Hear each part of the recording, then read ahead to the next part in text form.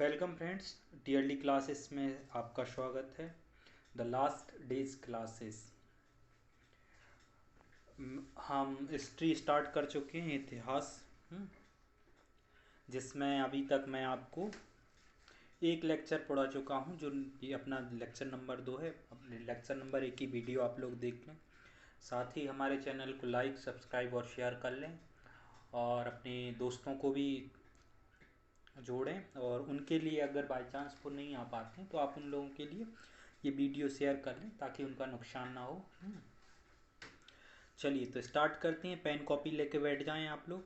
ठीक, इसमें क्या है, इतिहास में कहानी सुनना है, और जो इम्पोर्टेंट टर्म्स आएंगे उनको थोड़ा बहुत लिख लें आप लोग। ठीक, ये बेसिक कहानी है, इसको आपको सुनना है और फिर बस अपना काम चला लेना। ठीक, क्वेश्चन आंसर आए तो आप आराम से इसको लिख सकते हैं ना, कोई बड़ा इशू नहीं है इसमें। चलो स्टार्ट करते हैं। ये देखिए, इतिहास की खूबसूरती यही है, जो एनसीईआरटी की खूबसूरती है वो क्या है कि स्टार्टिंग में एक स्टोरी डाल देते हैं वो लोग, और फिर इसे पढ़ो तो इससे थोड़ी कहानी जो है ना वो रोचक बन जाती है। ठीक, ये तो एक तुषार नाम का एक छात्र है जो ट्रेन में चेन्नई के लिए यात्रा कर रहा है, दिल्ली से चेन्नई के लिए। ठीक, किसी शादी समारोह में जा रहा है अपने रिश्तेदारों के इधर। ठीक है, ट्रेन में बैठे हैं तो क्या देख रहे हैं, ये पेड़ पौधों को देख रहे हैं। ट्रेन में बैठे, खिड़की वाली सीट मिली है इन्हें, तो पेड़ पौधों को देख रहे हैं और क्या ऑब्जर्व कर रहे हैं तो पेड़ पौधे तेजी से पीछे की ओर छूट जा रहे हैं। तभी उनके चाचा आते हैं और चाचा उनके कंधे पे हाथ रखते हैं और फिर बताते हैं कि अभी जो ट्रेन है लगभग इसे 100 साल ही हुए हैं। हाँ, 100 साल इस ट्रेन को चलते हुए हैं, और जो बसेस हैं, बस चलती हैं वो तो उनके बाद ही आई हैं, काफ़ी एक दशक बाद आई। ठीक, तो इनके जो तुषार हैं उनके मन में एक विचार आया है कि ट्रेन और बसें नहीं थी तो क्या पहले लोग यात्राएं करते थे। हाँ, और करते थे भी तो क्या इतना जल्दी इतना फास्ट कैसे कर सकते थे, क्या व्यवस्थाएं थी, है ना। और किस लिए वो, अगर इतने दूर थी तो ऐसा रिलेशन भी नहीं बनते थे तो क्यों करते थे। ठीक, यही उनके सवाल हैं। तो चलिए उसी के ऊपर पूरा चैप्टर बेस है। स्टार्टिंग करते हैं, है ना।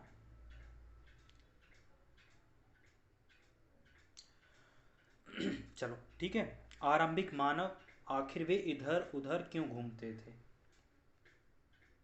ठीक, मानव क्यों घूमते थे, ये पहला ही क्वेश्चन बन गया। ठीक, क्यों घूमते थे, क्योंकि वो हमेशा, जो प्रारंभिक जीवन था मनुष्य का वो कैसा था, जंगली जीवन था।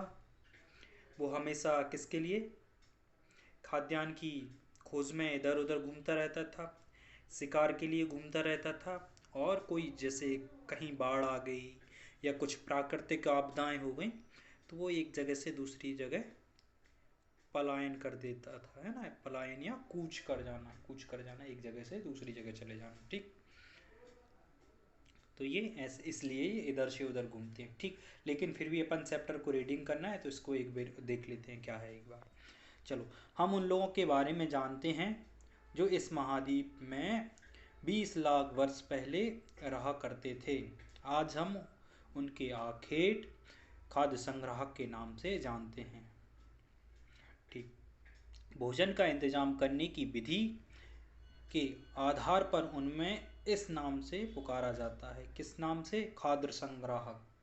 ठीक, खाद्य संग्राहक किस लिए पुकारा जाता है उन्हें, क्योंकि वो भोजन का संग्रह करते थे। ठीक, आमतौर पर खाने के लिए वे जंगली जानवरों का शिकार करते थे, मछलियों और चिड़िया पकड़ते थे, फल, मूल, दाने, पौधे, पत्तियां, अंडे इकट्ठा किया करते थे। ठीक, ये कई सारी चीज़ें हैं जो जंगल से प्राप्त करते थे या जानवरों से सीधा प्राप्त कर लेते थे। ठीक, आखेट खाद्य संग्राहक समुदाय के लोग एक जगह से दूसरी जगह पर घूमते रहते थे।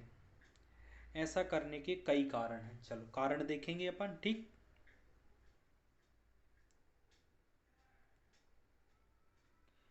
पहला कारण क्या है इनका, पहला कारण यह है कि अगर वे एक ही जगह पर ज़्यादा दिनों तक रहते तो आसपास के पौधों, फलों और जानवरों को खाकर समाप्त कर देते थे। इसलिए और भोजन की तलाश में उन्हें दूसरी जगह पर जाना पड़ता था। देखिए, जैसे एक ही जगह पर अगर वो लोग ज़्यादा दिन तक रहेंगे तो वहाँ के जो भी नेचुरल रिसोर्स हैं,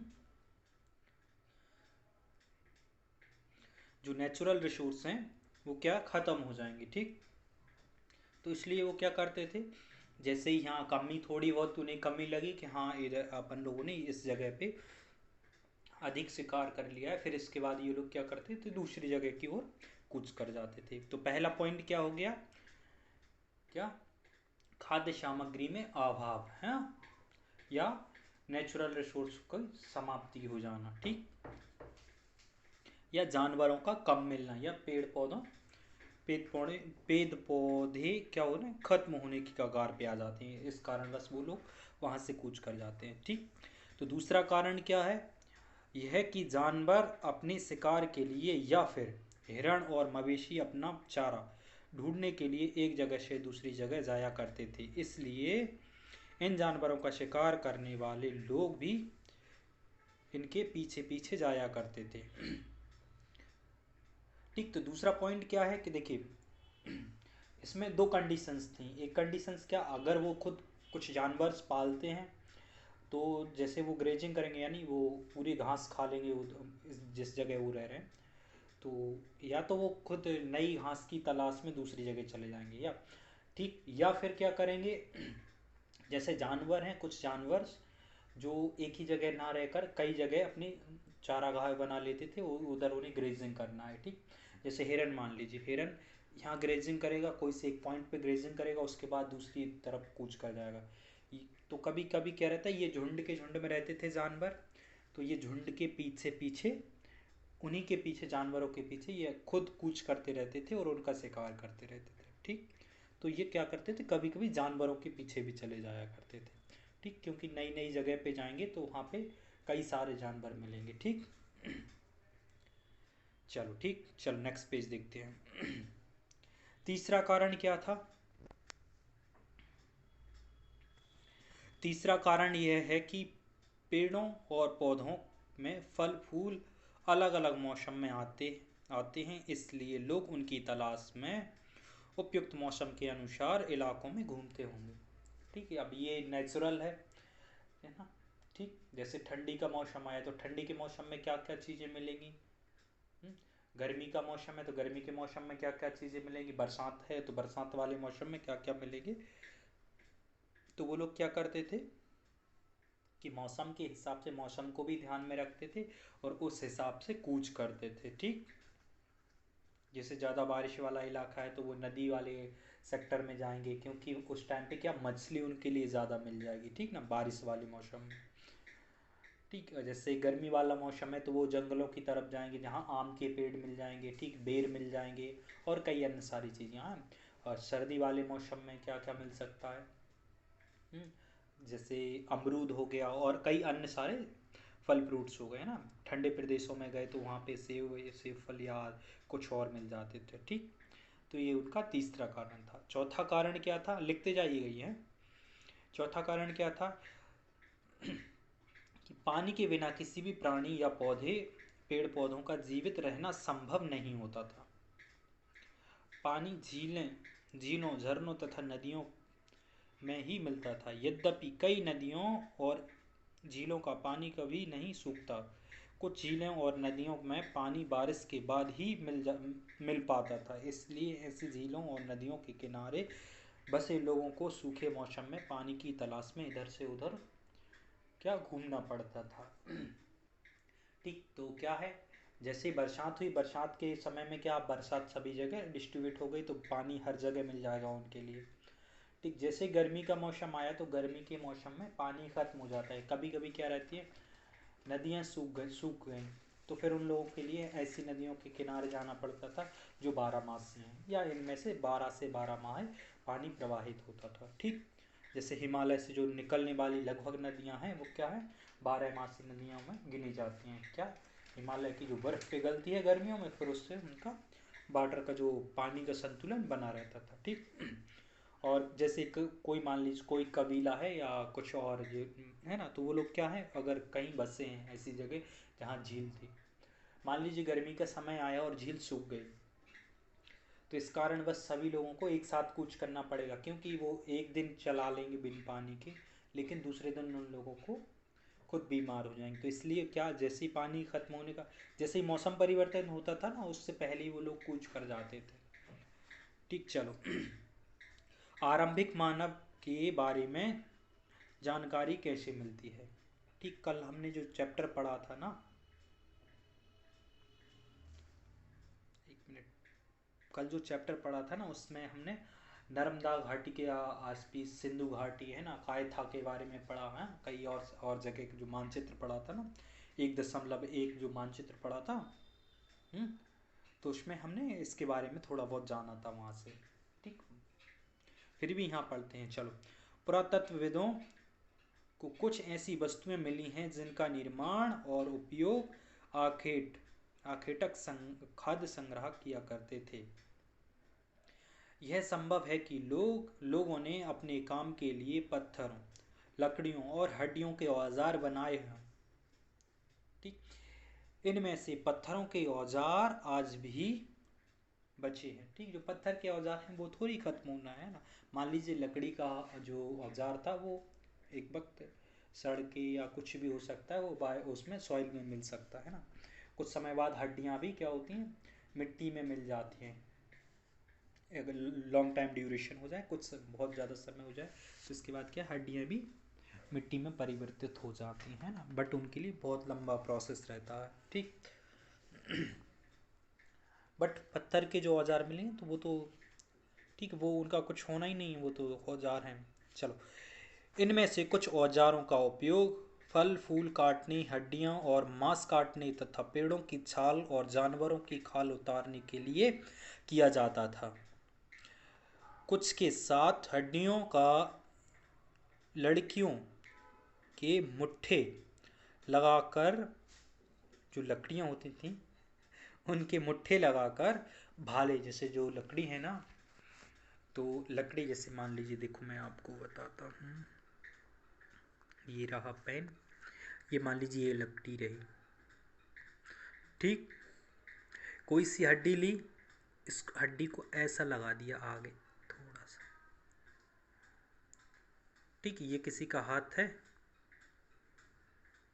ये पकड़े हैं, तो यहाँ से ये क्या है कि इससे वो लोग जैसे ही फेंकेंगे, हड्डी क्या है, नुकीली रहती है, ये नुकीली है। जब भी कोई भी जानवर है, ये मान लीजिए ये रहा एक जानवर, इस पे अटैक किया तो ये क्या है, सीधा का सीधा जल्दी से उसके शरीर में लग जाएगा। ठीक, इससे वो घायल हो जाएगा। ठीक, पहला पॉइंट, जो हड्डियाँ रहती हैं वो क्या है, हमेशा नोकीली रहती हैं। ठीक, और लकड़ी, जब भी लकड़ी के आगे आगे वाले सिरे पे, जब ये आगे वाला सिरा है ना, इस पे अगर हड्डी के आगे वाले सिरे पे कोई मजबूत चीज़ लगाई जाएगी तो क्या, लकड़ी और मजबूत हो जाएगी, है ना। तो इस कारण वो जो शिकार है वो आसानी से कर सकते थे। ठीक, तो हड्डियों को जो जो सिरा रहता है उस पे लगा देते थे। ठीक,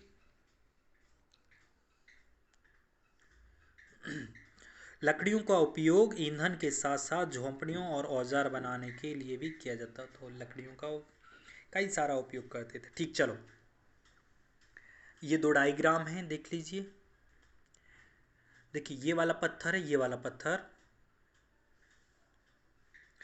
ये पत्थर, ये देखिए ये रहा हाथ, ये खोदने के लिए किया जा रहा है ना, इसको मिट्टी को डिग कर रहे हैं वो लोग, है ना, मिट्टी को खोद रहे हैं। जैसे ये देखिए क्या दिखा रहे हैं, मिट्टी को खोद रहे हैं, पेड़ की जड़ों को थोड़ी बहुत हवा लगे, है ना, या फिर खोद के एक पेड़ नया लगाएंगे। ठीक, और ये क्या क्या कर रहे हैं इस बाले में, देखिए ये पतला है, ये ज़्यादा नौ, ये बहुत ही ज़्यादा पतला है, शार्प है। तो इसमें क्या, ये मान लीजिए चद्दर दिख रही है या फिर कोई किसी जानवर की खाल होगी, तो उसमें ये छेदने का काम कर रहे हैं ना, इसको आर पार इसमें वो करेंगे। ठीक, चलो, इसके बगल में ये बॉक्सेस, बॉक्स को पढ़ लें क्या है। पत्थर के औजारों का उपयोग बाएं, ये वाला है ना, इंसान के खाने योग्य जड़ों को खोदने के लिए किया जा रहा है, इस वाले का है ना, इस वाले की बात कर रहे हैं ये लोग, पहले खोदने के लिए किया जाता था। और दाएं में इसमें जानवरों की खाल से बने वस्त्रों को सिलने के लिए किया गया है। ठीक, ये नौकीला है, इससे क्या, जानवरों की जो खाल है उसको सिल देंगे, फिर क्या, जो कपड़े बनेंगे ना उनके लिए पहनने के लिए किया जाएगा। चलो,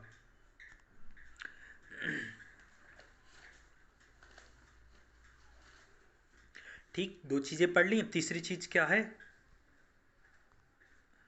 तीसरी चीज़ है रहने की जगह निर्धारित करना।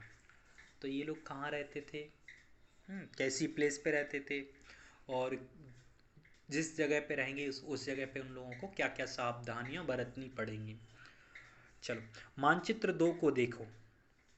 लाल त्रिकोण वाले स्थान वे पुरास्थल हैं जहां पर आखिर खाद्य संग्राहकों के रहने के प्रमाण मिले हैं। इनके अलावा और भी कई स्थान पर आखेट खाद्य संग्राहक रहते थे। मानचित्र में सिर्फ कुछ गिने चुने स्थानों को चिन्हित किए गए हैं। कई पुरास्थल नदियों और झीलों के किनारे पाए गए हैं। ठीक, तो वही अपन ने कारण पढ़ ली। तो वो इन्हीं कारणों के वजह से वो अपना जो रहने का स्थान है उस जगह को पसंद करेंगे कि हाँ हमें इस जगह रहना। देखिए, पहला स्थान कहाँ? मेहरगढ़। मेहरगढ़ कहाँ? पाकिस्तान और अफगानिस्तान के आसपास वाला इलाका। ठीक, बुर्जहोम कहाँ है? जम्मू कश्मीर। ये देखिए, इसको अपन इसमें कर लें एक। ठीक, देखिए ये रहा मेहरगढ़, ये रहा बुर्जहोम। ठीक, अब देखिए अपन ने जो नर्मदा नदी पड़ी थी ना, इसके आसपास ही मानव सभ्यता का वो देख रहे थे ना, क्योंकि जो पुराने साक्ष्य मिले इसी के किनारे मिले। ठीक, तो ये देखिए भीमबेटका मध्य प्रदेश में हो गई, महरगढ़ हो गया, कोल्डी हवा हो गया। ठीक, 2 चीज़ें इधर हैं। और गंगा नदी के तट पे क्या मिला है? चिरांद मिला है, ये दाऊजली मिला है। ये ब्रह्मपुत्र नदी के आसपास वाला इलाका है। ठीक ना। ठीक, मुंबई हो गया, और क्या, गोदावरी नदी के किनारे। ठीक, और इधर ये कर्नाटक में कौन सी जगह मिली है? हल्लूर। ठीक, और ये कर्नाटक, ये उड़ीसा, ये क्या होगा? तमिलनाडु के आसपास ये कौन सा है? पेयपल्ली है ना। ठीक, पेयपल्ली मिले हैं। इन संकेतों को देख लें थोड़ा सा। पुरातात्विक स्थल कौन से ट्रायंगल शेप में दिखाए गए हैं? ये हुगली हो गया है ना। कुरनूल क्या है?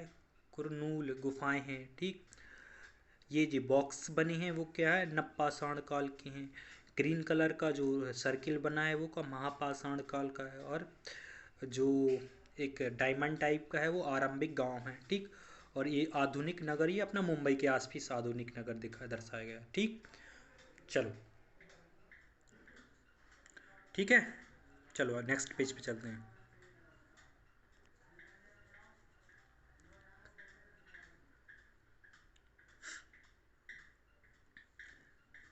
स्टार्टिंग यहाँ से कर देते हैं। भीमबेटका की गुफाओं के बारे में पढ़ ले थोड़ा सा। भीमबेटका की गुफाएं क्या हैं? आधुनिक मध्य प्रदेश में हैं। इस पुरास्थल पर गुफाएं व कंदराएं मिलती हैं। लोग इन गुफाओं में इसलिए रहते थे क्योंकि यहाँ उन्हें बारिश, धूप और हवाओं से राहत मिलती थी। ये गुफाएं नर्मदा घाटी के पास हैं। क्या तुम बता सकते हो कि रहने के लिए लोगों ने यहाँ जगह क्यों चुनी? ठीक, तो ऊपर बता दिया है ना। ठीक है, क्योंकि ये सेफ जगह थी। ठीक, चलो इधर देख लो, ये क्या है? ये चूंकि पत्थर के उपकरण बहुत महत्वपूर्ण थे, इसलिए लोग ऐसी जगह ढूंढते रहते थे जहाँ अच्छे पत्थर मिल सकें। ठीक, क्योंकि पत्थर के वो क्या औजार बनाते थे, तो इसलिए वो इसलिए भी एक मान सकते हैं ये कारण ये था कि वो नए नए पत्थरों की खोज में, या जैसे ज़्यादा शार्प पत्थर मिलेंगे तो उनको शिकार करने में ज़्यादा आसानी मिलेगी। चलो शैल चित्र के बारे में पढ़ लें। ये चित्र है, इसमें देखते हैं इसमें हमें क्या पता चलता है। ऐसा लिखा है इसमें, क्या है देखिए, एक शैल चित्र, इस शैल चित्र के बारे में बताओ। ठीक, ये दिख रहा है, देख सकते हैं, अनुमान लगा सकते हैं ये किसी आदमी का चित्र बनाया है। ओहो,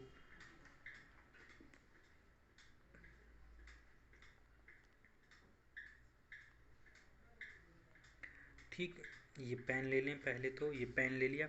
ये देखिए, ये वाला किसी आदमी का चित्र है, और ये मान लीजिए हिरण चित्र है। हिरण का। तो इसमें क्या दिखा रहे हैं कि आदमी हिरण के पीछे दौड़ रहा है और उसका शिकार कर रहा है। ठीक, चलो तो ऐसी गुफाओं में ये चित्र मिला तो इससे हमने अनुमान लगा लिया। ठीक, चलो इसमें आगे क्या है। जिन गुफाओं में लोग रहते थे उनमें से कुछ की दीवारों पर चित्र मिले हैं। इनमें कुछ सुंदर उदाहरण मध्य प्रदेश और दक्षिण उत्तर प्रदेश की गुफाओं में से मिलते हैं। इनमें जंगली जानवरों का बड़ा कुशलता से सजीव चित्रण किया गया है। ठीक, वही देखिए।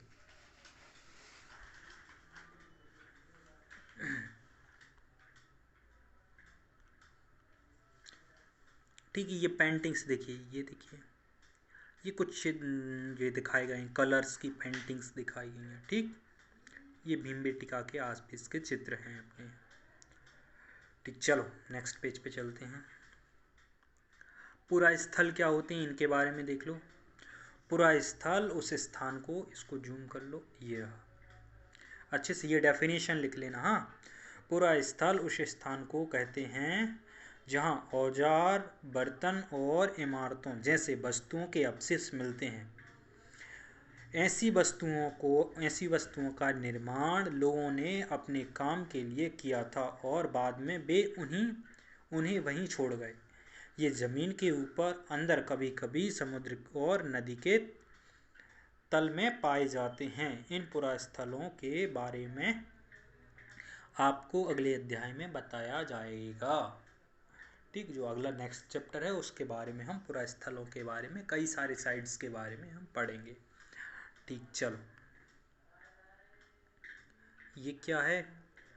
अब आगे की खोज के बारे में देखो, आगे की खोज के बारे में क्या लिखते हैं। मानचित्र 2 में कुरनूल गुफाएं ढूंढो। कुरनूल गुफाएं उत्तर प्रदेश के आसपास वाला, मध्य प्रदेश और उत्तर प्रदेश के आसपास वाले इलाके की बात कर रहे हैं। ठीक, यहाँ राख के अवशेष मिलते हैं। इसका मतलब यह है कि आरंभिक लोग आग जलाना सीख गए थे। आग का इस्तेमाल कई कार्यों के लिए किया गया होगा, जैसा कि प्रकाश के लिए, मांस भूनने के लिए और खतरनाक जानवरों को दूर भगाने के लिए आदि के लिए। ठीक, कई कई सारे उपयोग के अनुमान लगाए हैं हम लोगों ने। ठीक, आज हम आग का उपयोग किस लिए करते हैं तो बताइए। चलिए क्वेश्चन है आपका लिए, आंसर पर लिखना आप, है ना। किन किन कारणों के लिए करते हो आग का उपयोग। ठीक, पहला तो क्या हो गया, जलाने के लिए। ठीक, वो दोनों प्रकार से हो सकता है, मानसिक रूप से और भौतिक रूप से। ठीक, नई कार खरीद लो तो पड़ोसी जल जल के मर जाएगा, है ना। तो ठीक है, एक प्रकार की वो भी आग ही है। चलो उसको छोड़ो, खैर नाम तथा तिथियों के बारे में देख लें। हम जिस काल के बारे में पढ़ते हैं पुरातत्वविदों ने उसे बड़े बड़े नाम रखे हैं। आरंभिक काल को वे पुरापाषाण काल कहते हैं। यह दो शब्द पुरा यानी प्राचीन और पाषाण यानी पत्थर से बना है। ठीक, पुरापाषाण काल लिखेंगे, उसको बीच में से काटेंगे। ठीक, जैसे देखिए इधर दिखा देता हूँ, ये रहा, ये पेन लिया है अपन ने, ये पुरा है, ये पाषाण है, इसको बीच में से काट रहा, पुरा अलग लिखा, पाषाण अलग। पुरा का यानी प्राचीन हो गया और पाषाण का मतलब पत्थर हो गया। ठीक,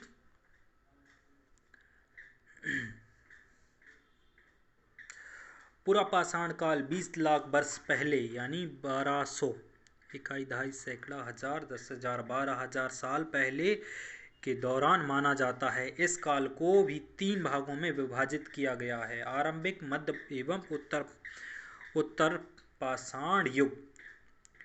मानव इतिहास की लगभग 99% कहानियाँ इसी काल के दौरान घटित हुई हैं। ठीक, जिन काल में हम पर्यावरणीय बदलाव मिलते हैं उसे मेसोलिथ यानी मध्यपाषाण काल, है ना। मेसोलिथ या इंग्लिश में इसे मैथोलिथ कहते हैं, किसे मध्यपाषाण काल या मध्यपाषाण युग कहते हैं। इसका समय लगभग 12,000 साल पहले से लेकर 10,000 साल पहले तक माना जाता है। पहले मतलब BC, बिफोर क्राइस्ट। ठीक, इस काल के पाषाण औजार आमतौर पर बहुत छोटे होते हैं ना। ये क्या है, इसके बारे में क्या बोलें, ये जब आप सीनियर क्लासेस में आएंगे तब क्या पढ़ेंगे, चापर चौपर संस्कृति पढ़ेंगे। ठीक, उसी में ये छोटे छोटे औजारों का वो किया।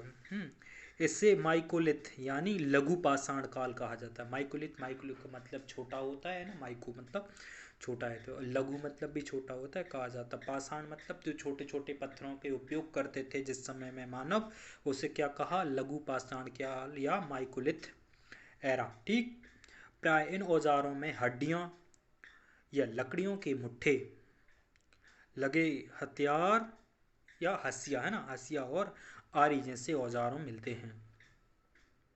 हसिया एक प्रकार की इंस्ट्रूमेंट है जो घास काटने के लिए उपयोग किया जाता है। इसका चित्र बना के दिखा देते हैं जो लोग नहीं जानते हैं। देखिए ऐसा उसमें ये लगा रहा मुट्ठा, ठीक है, ऐसा मुट्ठा लगा रहेगा और ये जहाज टाइप का बना रहता है। ठीक है ना, जहाज बना दो उसी जैसा बना रहता है। ठीक, हसिया। और आरी कैसी रहती, देखिए आरी इसको ऐसे से किया, ठीक, ये रहा ऐसा, एक मिनट,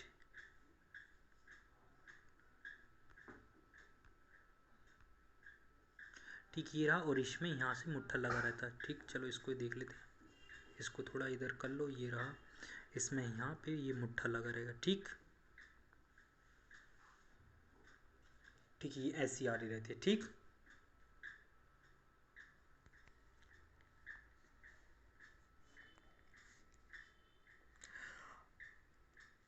अगले युग की शुरुआत लग एक 10,000 साल पहले से होती है। इसे नप्पाषाण युग कहा जाता है। नप्पाषाण युग का मतलब होता है होता होगा, चलिए इसको इसको भी देखेंगे क्या होता हो, क्वेश्चन मार्क लगाया। ठीक, हमने यहाँ पढ़ रहे हैं। ठीक, हमने कुछ स्थलों के नाम दिए हैं, अगले अध्याय में तुम्हें ऐसे अनेक नाम मिलेंगे। अक्सर हम पुराने स्थानों के लिए उन नामों का प्रयोग करते हैं जो आज प्रचलित हैं, क्योंकि हमें ज्ञात नहीं है कि उस काल में इनके क्या नाम थे। ठीक, चलो अब बदलती जलवायु। ठीक,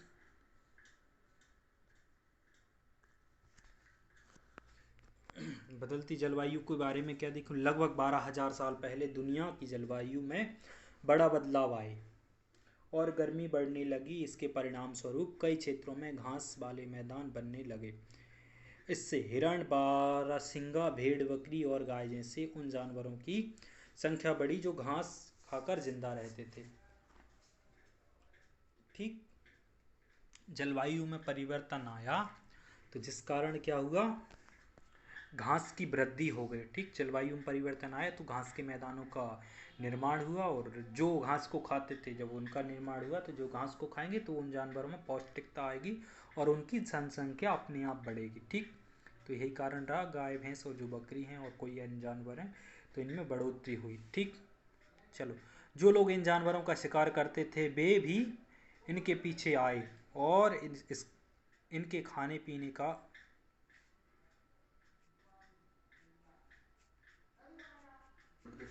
चलो ठीक, एक,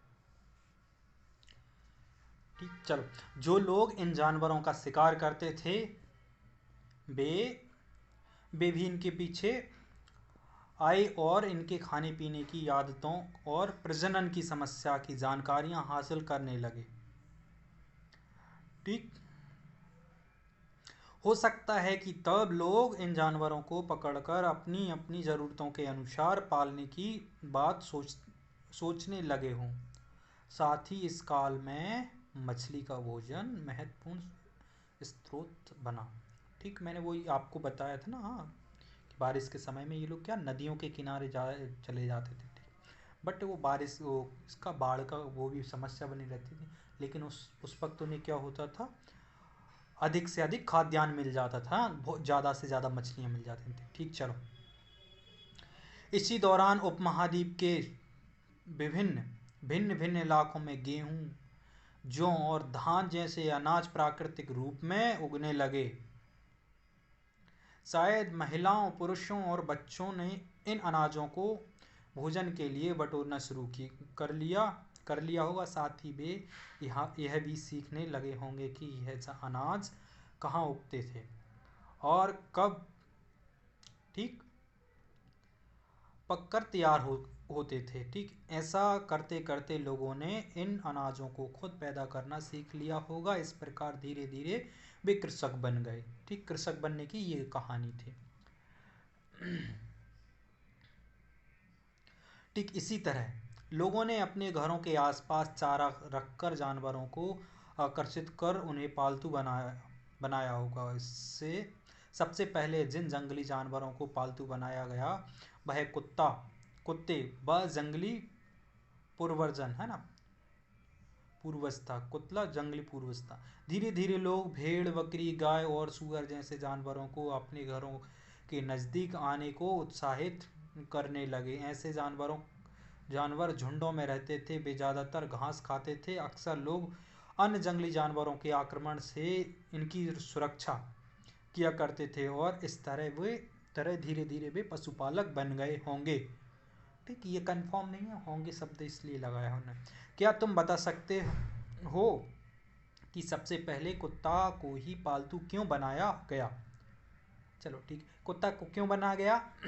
क्योंकि वह शिकार करने में मदद करता है। क्योंकि कुत्ता फुर्तीला रहता है तो तेजी से दौड़ सकता था और जल्दी से उसके शिकार करने में मदद करता है। या कोई जानवर उसके ऊपर अटैक करेगा जो व्यक्ति है, तो तब भी कुत्ता उसकी सुरक्षा कर सकता था। ठीक, ये कारण रहे होंगे। ठीक, चलो, लोगों द्वारा पौधे उगाने और जानवरों की देखभाल करने को बसने की प्रक्रिया का नाम दिया गया। ठीक, अपनाए गए ये पौधे तथा जानवर अक्सर जंगली पौधे तथा जानवरों से भिन्न होते थे। इनकी वजह यह है कि सब बसने की प्रक्रिया की दशा में अपनाए गए पौधे या जानवरों का लोग चयन करते हैं। उदाहरण, चलो नेक्स्ट पेज पे देखते हैं। उदाहरण के तौर पर लोग उन्हीं पौधों तथा जानवरों का चयन करते हैं जिनके बीमार होने की संभावना कम हो। यही नहीं, लोग उन्हीं पौधों को चुनते हैं जिनसे बड़े दाने वाले अनाज पैदा होते हैं। साथ ही उनकी मजबूती डंठले अनाज के पके दानों का भार हो, जो भारी अनाज होंगे, ठीक, उन्हीं को चुनते थे। जिसमें बड़े दाने वाले अनाज पैदा होते हैं। साथ ही इनकी मजबूती डंठल अनाज के पके दानों के भार को संभाल सकें। ठीक, जो ऐसे डंठल को वाले अनाज को पौधों को चुनेंगे जो अगर दाना पक गया तो उसका बोझ कम से कम सह सके और क्या ज़मीन पे ना आए। ठीक, पेड़ पौधों के बीज को संभाल कर रखा जाता है ताकि फिर से उगाने के लिए उनकी जो गुण सुरक्षा है वो बनी रहे। उन्हीं जानवरों को आगे प्रजनन के लिए चुना जाता है और आमतौर पर हिंसक होते हैं। इसलिए उन्हें देखते हैं कि पले जानवर तथा कृषि के लिए अपनाए गए पौधे जंगली जानवरों तथा पौधों से धीरे धीरे भिन्न होते गए। मिसाल के तौर पर जंगली जानवरों की तुलना में पालतू जानवरों के दांत और सींग छोटे होते गए। ठीक है, अगर क्योंकि दांत और सींग क्या, दांतों से क्या वो कंटिन्यू ग्रेजिंग करते थे। अब इन्हें क्या है, यहाँ पे कटाया घास मिल जाता होगा। ठीक, और साथ ही सींग के छोटे होने का क्या कारण रहा होगा कि वो लोग शिकार नहीं करते थे। ठीक, सामने से कोई अगर जानवर आ रहा है तो वो सींग से उसका बचाव नहीं कर सकते क्योंकि उनका उपयोग उन लोगों ने कम कर दिया था। तो इसलिए वो लोग धीरे धीरे छोटे होते गए। चलो, इन दांतों को देखो। ठीक, ये दांत बने, ये डायग्राम था। ठीक, ये वाला डायग्राम पहले मान लीजिए, पहले ये बड़े वाले थे, ये बड़े वाले। ठीक, ओहो,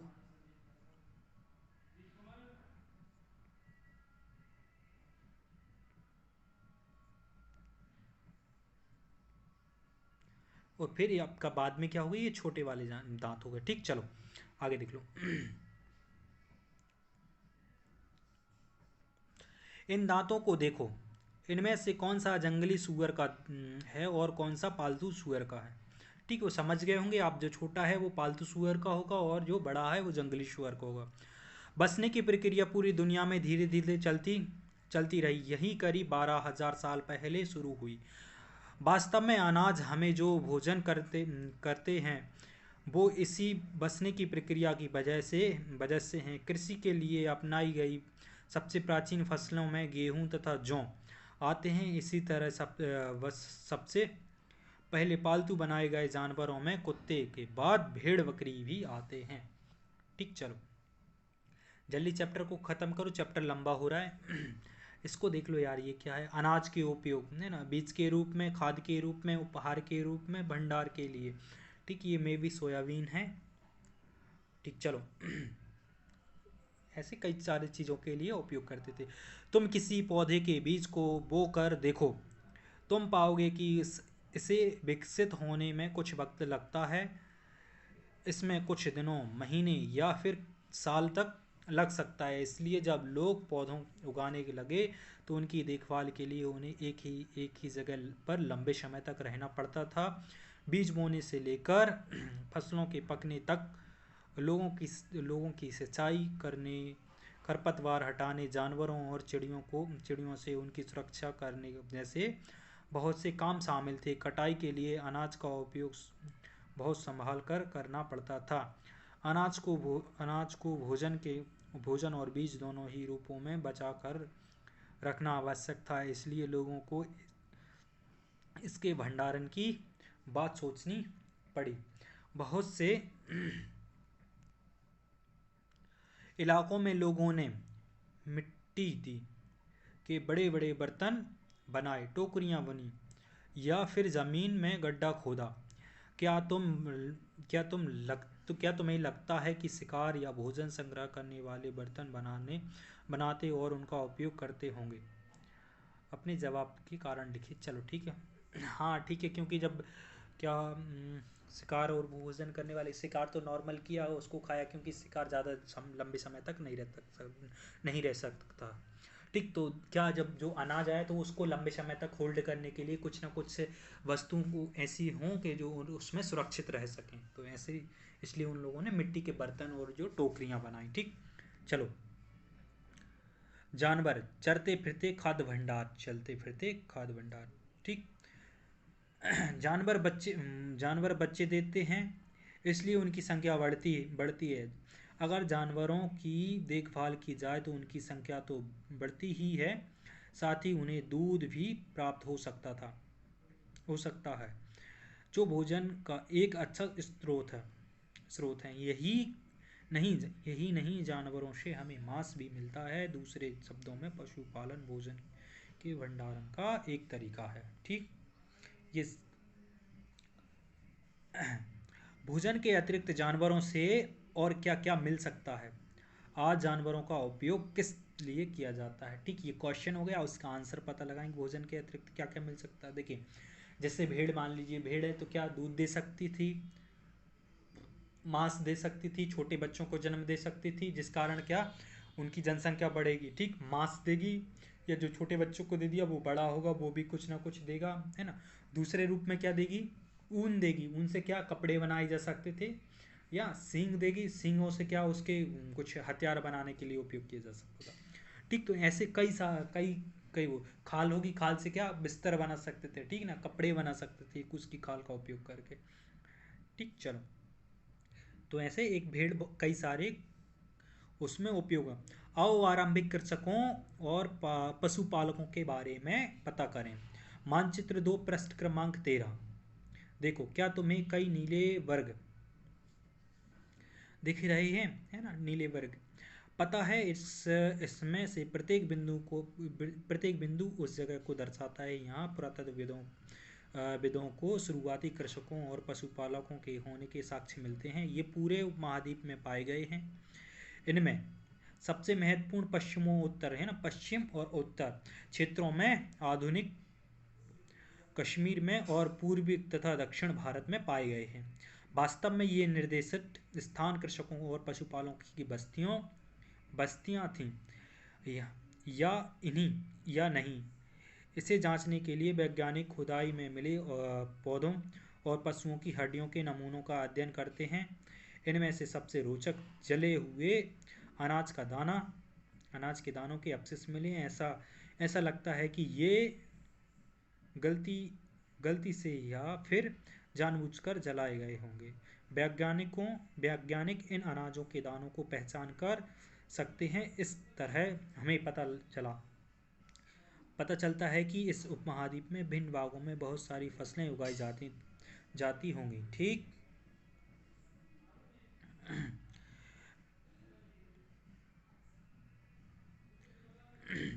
वैज्ञानिक विभिन्न जानवरों की हड्डियों की भी पहचान कर सकते हैं। ठीक, वो अपना देख लेंगे। स्थायी जीवन के बारे में, फिर स्थायी जीवन को कैसे स्थायित्व प्रदान होगा, चलो एक बार ऊपर देख लेंगे।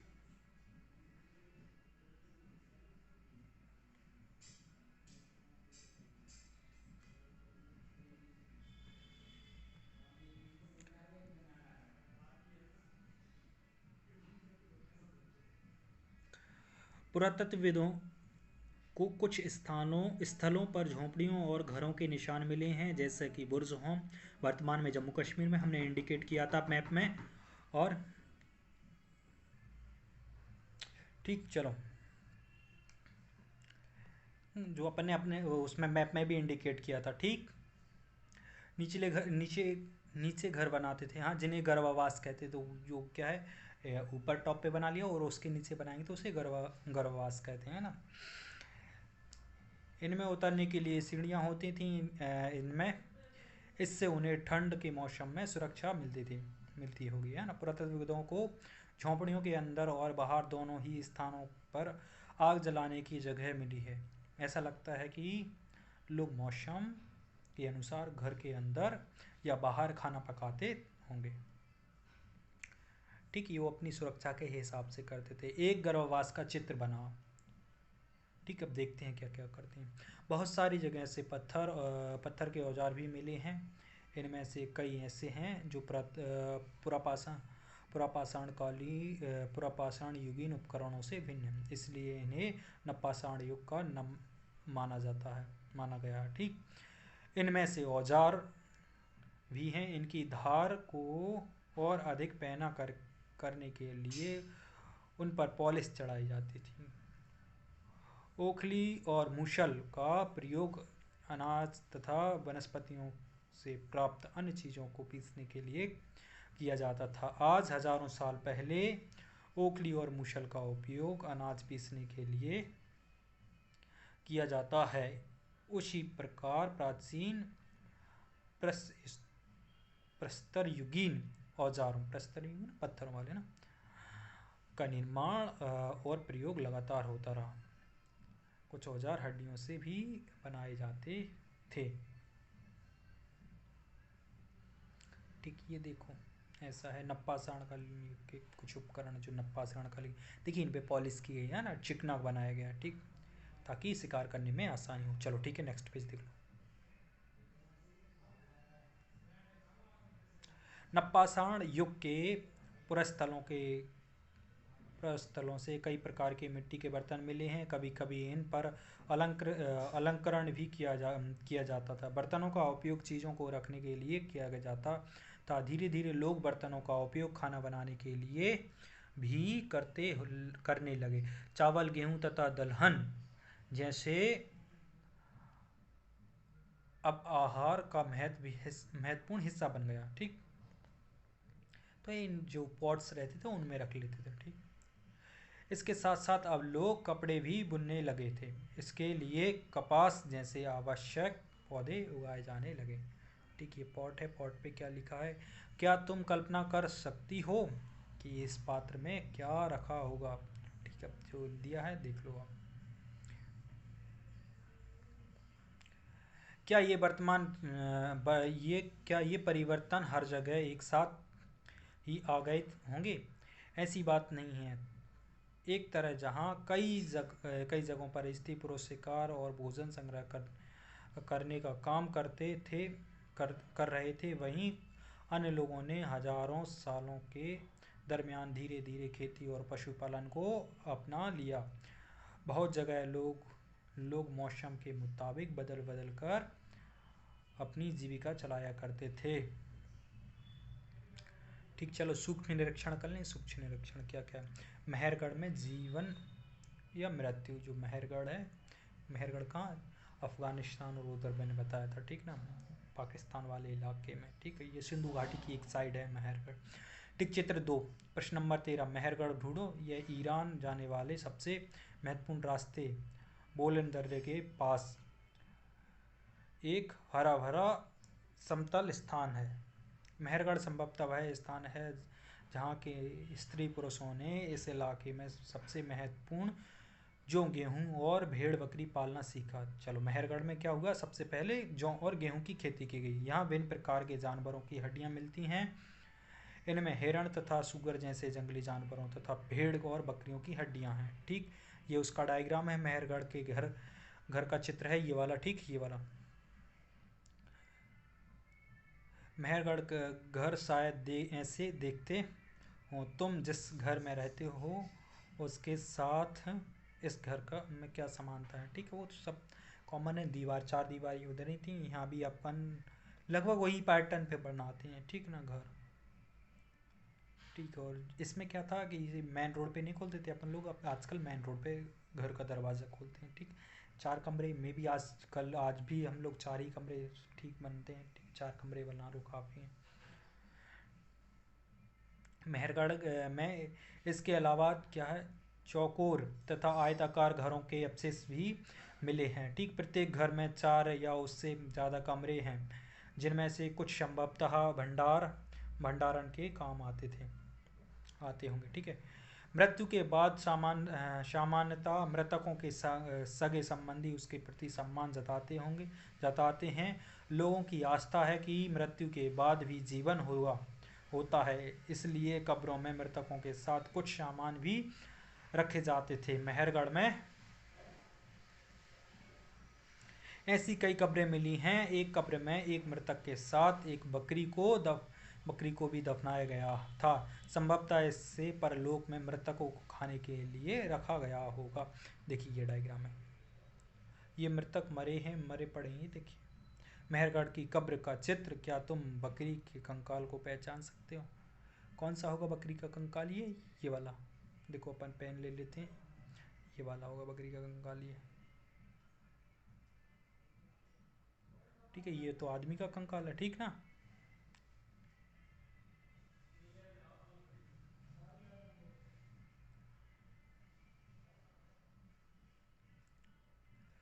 फ्रांस में गुफाओं में की गई चित्रकारी के बारे में पढ़ना। चलो, आपने एटलस में फ्रांस ढूंढो, अपने जो आपने पास एटलस है उसको खोलो, उसमें जल्दी से फ्रांस ढूंढो, ठीक। चलो, ठीक, खोलिया। चलो, इसके बाद अपन पढ़ते हैं, उसके बाद देखना आप, है ना। यह चित्र फ्रांस की एक गुफा का है। इस पुरा स्थल की खोज लगभग 100 साल पहले 4 स्कूली छात्रों ने की थी। इस तरह के चित्र लगभग 20,000 साल पहले से लेकर 10,000 साल पहले के बीच के माने गए हैं होंगे। इनमें से कई जानवरों के चित्र हैं। इनमें जंगली घोड़े, गाय, भैंस, गैंडा, रैन, डियर, बारहसिंगा और सुअर को गहरे चमकीले रंगों से चित्रित किया गया है। इन रंगों को लोहे, आस्क और चारकोल या कोयला, है ना, जैसे खनिज पदार्थों से बनाया जाता था। यह संभव है कि इन चित्रों को उत्सवों के अवसरों पर जो फेस्टिवल्स होते हैं उन पर बनाया जाता था, यह था। फिर इनके शिकारियों द्वारा शिकार पर निकलने से पहले कुछ अनुष्ठानों के लिए बनाया गया होगा।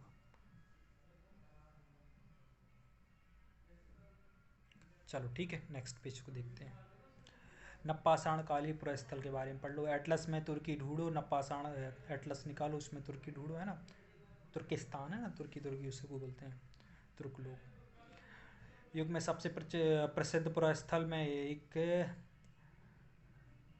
चताल हयूक तुर्की में है। यहाँ दूर दराज स्थानों के कई चीज़ें लाई जाती थीं और उनका उपयोग किया जाता था, जैसे सीरिया से लाया गया चकमक पत्थर, वो आग जलाने के लिए, लाल सागर की कौड़ियाँ तथा भूमध्य सागर की सीपियाँ।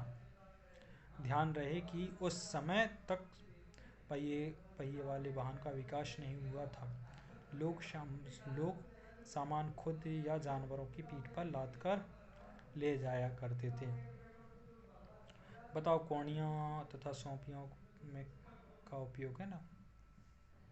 कौड़ियाँ देखिए, कौड़ियाँ कैसी देखी होंगी यार कौड़ियाँ। सीप या सीप तो वो ऐसा इस प्रकार का रहता, देखो चित्र देख लेते हैं। सीप ऐसा रहता था, ऐसा रहता था, और ये बीच में से ऐसा इधर से खुलता है पूरा, ठीक ना।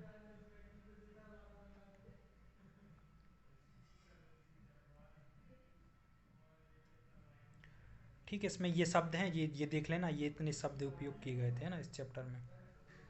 ठीक, कल्पना करो आज तुम 12,000 साल पहले पत्थरों की एक गुफा में रहते हो। पृष्ठ 14 पर देखो, तुम्हारे मामा गुफा की एक भीतर की दीवार पर चित्र बना रहे हैं और तुम उनकी सहायता करना चाहते हो। तुम रंग बनाओगे, रेखाएं खींचोगे या फिर उनमें रंग भरोगे। तुम्हारे मामा तुमसे कौन कौन सा कहानी सुन। चलो ठीक है, ये तो एक्टिविटी है। चलो ठीक है, ये क्वेश्चन आंसर है, क्वेश्चन आंसर पढ़ लें। इन वाक्यों को पूरा करें, ये वाक्य हैं, इनको पूरा कर लो जल्दी। आखेटक खाद्य संग्रह गुफाओं में इसलिए रहते थे क्योंकि वह किस लिए, शिकार और अन्य चीज़ों से बच सकें या उन्हें इस मौसम के हिसाब से सुरक्षा मिल सके। घास वाले मैदानों का विकास क्या है, 10 साल पहले हुआ, लगभग 10,000 साल के आसपास है ना। इसको एक बार और कंफर्म कर लें। खेती करने वाले लोग एक ही स्थान पर लंबे समय तक क्यों रहते थे, क्योंकि जो पेड़ पौधे रहते थे तो उन्हें उनकी देखभाल भी करना पड़ता था, क्योंकि वो या उनका जो उनके पकने का समय था ना, वो लंबा समय लेते थे उसको पकने के लिए, ठीक। पुरातत्वविद ऐसा क्यों मानते हैं कि मेहरगढ़ के लोग पहले केवल शिकार थे और बाद में है कृषि, क्योंकि वहाँ पे अब वो और बाद में उनकी पशुपालन से ज़्यादा महत्वपूर्ण हो गया क्या, कृषि। हाँ ऐसा हो सकता है, बट ऐसा कुछ वो इम्पोर्टेंट नहीं है। मानते थे, ठीक। क्यों हो गया पशुपालन, क्योंकि पशुपालन तेजी से हो सकता था, और एक कारण उसका ये भी है, सिंधु नदी वाला कारण है ना, वो आप बड़ी क्लासेस में जाओगे तब आप उसको अच्छे से देख लेंगे, ठीक। और दूसरा कारण ये कि पशुपालन में ज़्यादा रिस्क नहीं रहता था, क्योंकि सिंधु नदी की उस टाइम क्या, सिंधु नदी की बार बार बाढ़ आने के कारण तो पशुपालना उसमें रिस्क भी था, वो शिकार करना रिस्क था, क्योंकि उसमें खुद भी शिकार हो सकते थे कभी वो ऐसे बड़े जानवर के। पशुपालना ऐसे सीधे साधे जानवर, गाय भैंस को पालना है तो ठीक, उनसे घी दूध मिल ही जाएगा, और साथ ही क्या उनका शिकार, जब भी वो बूढ़े होंगे तो उनका शिकार आराम से कर लेते थे, ठीक। ठीक, और बाद में फिर वो लोग क्या बन गए, कृषक बन गए। जैसे जैसे पशुपालन किया, फिर उसके बाद उन्हें लगा कि आप कृषि करना चाहिए, तो फिर वो कृषि वाले बन गए। लेकिन शिकार हमेशा रिस्की रहता था उनके लिए, और पशुपालन नॉर्मल था, क्योंकि ऐसे जानवर ही पालें जो हमारा खुद का शिकार नहीं कर सकते थे, ठीक। चलो नेक्स्ट पेज, ये क्वेश्चन ये पढ़ लो, 3-4 क्वेश्चन है ना। आखेटक खाद्य संग्राहक एक स्थान से दूसरे स्थान पर क्यों घूमते थे, वो क्योंकि एक स्थान पे अगर मान लीजिए जो अनाज उनके लिए जो भी वस्तुएं उपयोगी हैं वो खत्म हो गई, तो इसके कारण बस वो लोग दूसरी जगह चले जाते। कभी मौसम के कारण भी चले जाते, पानी की कमी हो गई उस कारण भी चले जाते थे, ठीक। ये उनके कारण थे। चलो नेक्स्ट क्वेश्चन, आखेटक खाद्य संग्रह आग का उपयोग किन किन चीज़ों के लिए किया करते थे, है ना। आग का उपयोग किन किन चीज़ों के लिए किया करते थे। देखिए पहला लिखिए क्या है, जानवरों से उनकी सुरक्षा के लिए, है ना। आग को जो भूंज के मांस को भूंज के खाने के लिए भी किया करते थे, ठीक। और एक पॉइंट ये भी मिलता है कि वो लाइट के लिए भी उपयोग करते थे, ठंडी के दिनों में साय में भी अपनी बॉडी टेम्परेचर मेंटेन करने के लिए भी, ठीक। और मुख्यतः उनका क्या था, जानवरों से उनकी सुरक्षा बनी रहती है आग के कारण। कृषकों पशुपालकों का जीवन आखेटक खाद्य संग्रह के जीवन में कितना भिन्न था। आखेटक में क्या रहता था कि बार बार इधर से उधर घूमना रहता था, हाँ ठीक, और उसमें काफ़ी सारा समय वेस्ट होता था। और कृषकों में क्या है, कृषक एक जगह रह गए, वहीं आराम से सुख शांति से वो लोग अपना कृषि करते थे, और पशुओं को उन लोगों ने पाल लिया था, तो इससे उन लोगों को कोई परेशानी नहीं होती थी, है ना। और जानवरों के उससे बचे रहते थे हमेशा, ठीक, क्योंकि वो झुंड में एक साथ रहते थे। इसमें क्या रहता, अकेटक में कभी कभी खाद्य संग्रह के दौरान उनका कोई बड़े जानवर उनका शिकार कर लेते, तो उसमें वो रिस्क ही रहता था, ठीक। चलो 3 से भी कई ज़्यादा अंतर हो गए।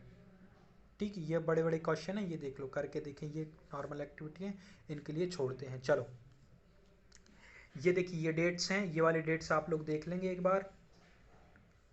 ठीक, मध्य पाषाण काल, बसने का समय, नव पाषाण काल और मेहरगढ़ की बस्तियों का समय।